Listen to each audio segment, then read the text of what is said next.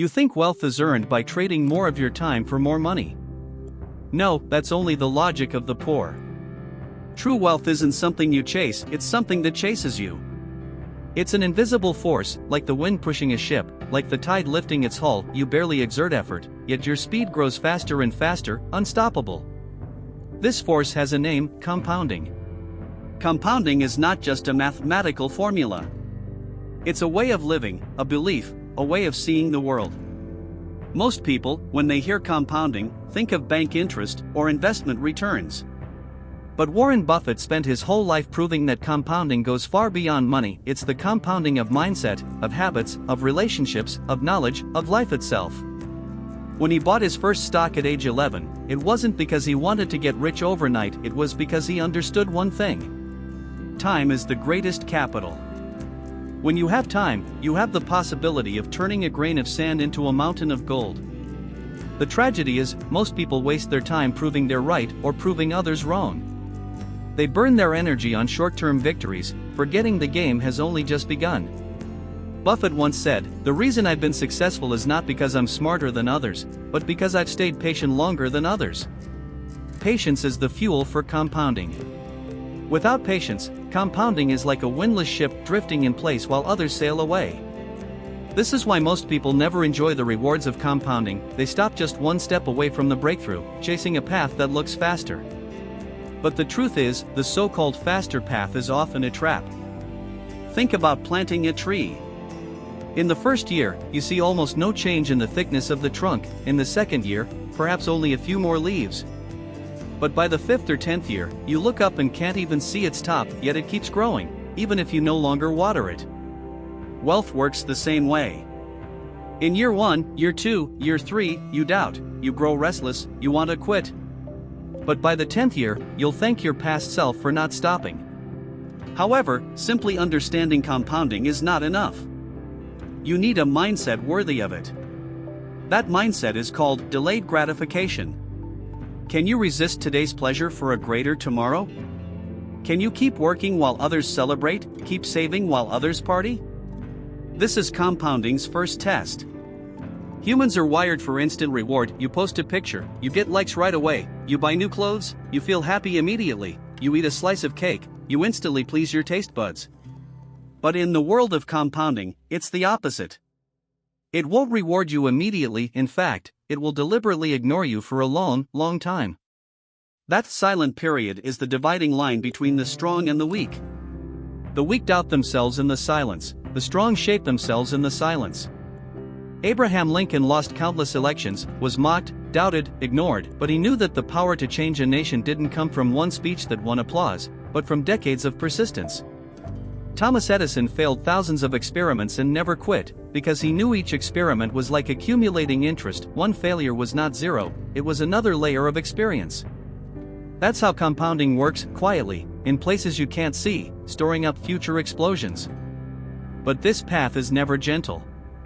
Compounding won't smile at you, it's more like a cold mentor, giving you no applause, no comfort, only testing whether you will keep doing the right thing again and again. This is Buffett's decades-long secret. He doesn't chase fads, doesn't gamble on the short term, doesn't listen to market noise. He just reads, thinks, chooses, and waits. While others are tossed between fear and greed, he stands still and lets compounding fight for him. But remember, compounding's miracle never happens automatically. You must first plant seeds, seeds of belief, seeds of discipline, seeds of action. If you plant nothing today, 10 years later, you'll only watch others harvest. Compounding shows no mercy to procrastinators, rewards no one who hesitates, it only opens its doors to those willing to pay the price today. And this door never says, "Come back tomorrow." It's only open now. Belief is compounding soil. Without belief, any seed will rot. You can be smart, hardworking, well-connected, but if you quit before the 99th try, the first 98 tries are all wasted. Belief's value lies in carrying you through the nights without reward. Buffett's belief is built on the core of value investing. By great companies, hold them long-term, regardless of market moods. It sounds simple, but in the storms of the market, few can hold on. Because the market will mock you, doubt you, slash your emotions with overnight crashes. Belief means standing in the wind, not to look brave, but because you know the wind will stop, the tide will retreat, and value will remain. But belief is not blind stubbornness, it needs direction. If belief is the soil, then a clear goal is the map. Without a map, you will struggle, be lured by brighter lights, distracted by louder noises, drift off course, and return to the start. A clear goal is not a vague wish like "I want to be better," that's a castle in the air. A clear goal is specific in numbers, time, and actions. I will earn my first million in 5 years, no matter the economy, no matter others' opinions. The clearer the goal, the more precise the compounding. Like archery, you must know the bullseye, or no matter how hard you pull, your arrow only flies into the forest. And a goal's power needs vision to ignite it. Vision is not just the result you want, it's the kind of person you want to become, the story you want to leave behind. Buffett's vision was never "I want to be the richest man in the world," but "I want to use my capital to help more people, to grow more companies." Money is just a tool, vision is the fuel. When your vision is big enough and clear enough, you'll find that money, opportunities, and people naturally come to you, because people follow those who can see the future. However, no matter how beautiful the vision, without discipline it's just a dream. Discipline is the only guarantee you'll keep walking in the right direction every day. It's not a burst of passion, but a lifetime habit. You must train yourself to get up when you most want to stay in bed, to focus when you most want to be distracted, to persist when you most want to quit. Not because you're born strong-willed, but because you know every indulgence today slows compounding snowball. Buffett's daily life is so routine it's boring: fixed wake-up time, fixed reading time, fixed thinking time. Some find this dull, but he knows true freedom is not doing whatever you want, but controlling yourself. Discipline is not a cage, it's the key to freedom. If you can control yourself, you can control wealth. If you can't, wealth will leave you. But discipline must land in action. Action is compounding's ignition switch. No matter how strong your belief, goal, or vision, without action, it's just talk. Too many people are always preparing for the perfect time, more capital, better conditions. They forget there's no perfect starting point, only the first step you take. Buffett doesn't stop for market noise, he waits, but he doesn't wait idly. When he decides the time is right, he acts without hesitation. His actions aren't impulsive, they're built on years of accumulated judgment. He knows every correct action is more fuel for compounding, making the snowball roll faster. And you must know every small thing you do now is a bet on your future. A phone call, an email, a book, a conversation, they may seem trivial, but repeated over time, they gain exponential power. Compounding doesn't care how great today's action is, it only cares if you keep doing the right thing consistently. Gratitude is compounding's most underestimated power. People think gratitude is politeness, a thank you, a social lubricant. No, gratitude is your contract with the world, your currency with resources, your credit with the future. Buffett never spares gratitude toward mentors, partners, or employees. He knows wealth's compounding comes not only from capital, but from trust. When you're genuinely grateful, your circle becomes a magnet, attracting more people who want to help you, believe in you, and win with you. Think how many opportunities came from someone's introduction. How much information from someone's sharing. How many doors were opened for you by someone else? None of these are owed to you. Gratitude makes others willing to open new possibilities for you again and again. Ingratitude only isolates you, until you're abandoned by the river of resources. But even with networks and opportunities, you must have adaptability. The world never follows your plan, markets crash, deals fall through, disasters strike, technology disrupts. If you're fragile like glass, one change can shatter years of compounding in a single night. Adaptability is not chasing every trend or constantly changing goals, it's adjusting your path while keeping your principles. Buffett pivoted, moving from cigar but investing to great companies, from avoiding tech stocks to investing in Apple. He never changed principles to please the market, but adjusted strategy for long-term gain. Adaptability is like bamboo, no matter how strong the wind, it doesn't break, because it bends, but its roots stay deep. Adaptability's strength comes from resilience. Resilience is not the absence of pain, it's staying steady when pain comes. When the market panics, 99% sell, but Buffett buys. Not because he's fearless, but because he's trained to stay calm in chaos. Resilience is like a muscle, you build it under small pressures, so you won't collapse under big ones. In life, you can complain about the weight or use it to get stronger. And no matter gratitude, adaptability, or resilience, all must rest on continuous learning. Continuous learning is the only asset that never depreciates. Money loses value, houses age, machines become obsolete, but your mind, if updated, becomes more valuable. Buffett spends 80% of his time reading, not to pass time, but to keep his judgment one step ahead of the market.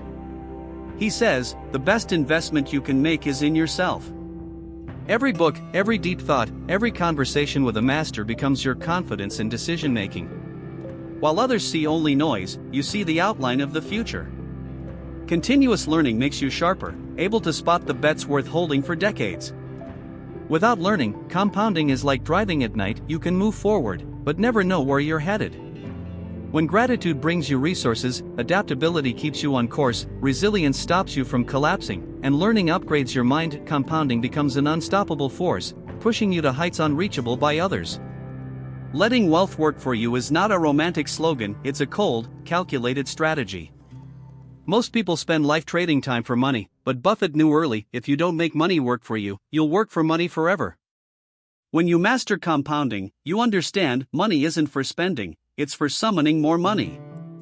Your first money may be earned by hand, but your second, third, first million, first 10 million should be earned by your first money. That's not stinginess, it's wisdom. But for wealth to work for you, first, don't chase hype. Chasing hype means buying someone else's dream at a high price and selling your future cheap. When the market is boiling and everyone's talking about the same opportunity, you rush in only to find the feast is over, leaving cold plates in the bill. Buffett's brutal truth: be fearful when others are greedy, and greedy when others are fearful. It sounds easy, doing it is hard. It means leaving when the party is loudest and entering when it's dead quiet. That takes mastering the art of waiting. Waiting isn't doing nothing, it's storing power. It's loading the gun, keeping the powder dry, letting your eyes adjust to the dark. When the chance comes, you pull the trigger steadily, not in a rush. Buffett can go years without acting, because he knows one precise strike beats 100 sloppy punches. Behind waiting is faith and the snowball effect. Compounding's magic is not in the early years, but in the late explosion. The first decade may feel slow, almost stagnant, but once the snowball is big enough, growth falls like an avalanche. That's why most of Buffett's wealth came after age 50, not luck, but compounding's inevitable reward. Picture an oak tree, it takes years from seed to sapling, barely visible growth, but when the roots are deep enough, one year it suddenly shoots skyward. Wealth is the same, you must give it time for its roots to grip opportunity's soil, and for its trunk to harden in storms.